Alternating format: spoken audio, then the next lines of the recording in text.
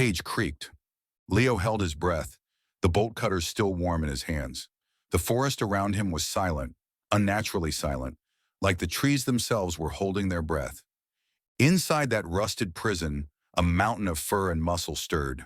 Sasha, 900 pounds of raw instinct, scarred by years of captivity, one eye clouded, a limp in his front leg. Still beautiful, still alive. Leo whispered, "You're free now, big guy." The bear stepped out, slowly, deliberately, and disappeared into the tree line. Leo knelt, smiled. His camera caught it all, the moment of release, of redemption. 6 hours later, that same bear came back, not limping, not curious, and not grateful. Leo stood alone in the cold, speaking to the lens about freedom, about healing, about trust. Then he heard it. Heavy steps, cracking branches, a low growl. He turned, eyes wide, voice caught in his throat. The camera tipped sideways, snow scattered, and then the screaming started. Not long, not loud, just enough for the forest to remember. The man who freed the wild and was torn apart by it. Leo Anders wasn't just a man with a camera. He was a mission wrapped in denim and scars. He'd built a career on walking toward the danger others fled, freeing wolves, treating broken wings, unlocking cages no one dared touch. His YouTube channel, Wild Soul, had millions of subscribers, all drawn to the same thing. Leo's fearless compassion. He didn't just love animals. He believed in them, believed they were misunderstood, caged by fear, misjudged by centuries of stories written by hunters and cowards. People called him the Animal Whisperer, but Leo hated the term. He didn't whisper. He listened. And when the anonymous call came, rumors of a grizzly being kept illegally in the northern woods, locked in a cage behind a poacher's cabin, Leo didn't hesitate. He didn't wait for permits. He packed his gear, called his assistant Eli, and drove into the cold. Because he knew what it meant to wait too long. The bear, they said, had been in captivity for over 6 years. Chained, isolated, starving, scarred, no name, no number, no paperwork. Leo gave him one. Sasha. "He's not a monster," Leo said to the camera, eyes burning with certainty. "He's a prisoner." They hiked 6 miles off-road, through mud and frost, until they reached it. The cage stood alone, rust bleeding down its bars, and inside, Sasha sat, a living shadow. Eli hesitated. "What if he's not stable?" Leo didn't look away. He doesn't have to be. He just has to be free. There was no drama in the release, no roaring, no charge, just a moment. Leo cut the chain.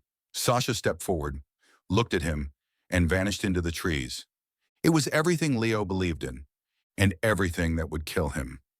He grew up watching them die. His father, Wade Anders, was a trophy hunter, the kind who mounted heads and posed for photos with blood on his boots. Leo spent every fall tracking elk, bears, even wolves, learning how to spot prints, read scat, gut a kill. But one memory never left him. He was 10 when his father shot a bear that didn't die clean. They found it hours later, still breathing, trapped in its own blood. Wade handed Leo the knife. "Finish it." Leo cried, said number. His father did it instead, with a grin. That night, Leo threw up, and something in him broke. He stopped hunting, stopped speaking. He left home at 17 and never looked back. Years later, he became a vet, then a conservationist, then something else entirely, a man chasing ghosts through cages and claws, trying to make peace with what he saw as a child. Every animal he freed was a penance. Every scar he earned, payment. He knew the risks, had been bitten, scratched, nearly trampled.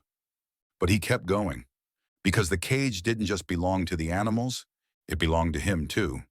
And Sasha was the biggest ghost yet.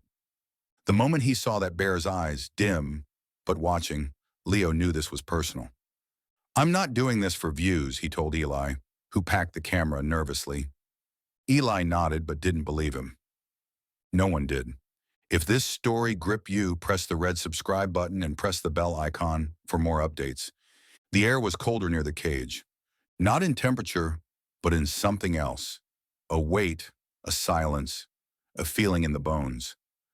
The steel bars were rotted, patched with wires and old locks. Leo walked slowly, every step measured, voice soft. "Hey, buddy, it's okay now. I'm here." Sasha didn't growl, didn't move, just watched. Leo set the tripod, framed the shot, took one last breath and cut the chain. It snapped with a sharp metallic pop. Sasha stirred, rose to all fours, massive, hunched, scarred. Leo didn't flinch. The bear stepped out, snow crunching under its weight, and stood face to face with the man. For a moment, time froze. Then Sasha turned and walked into the forest. No drama, no roar, just silence.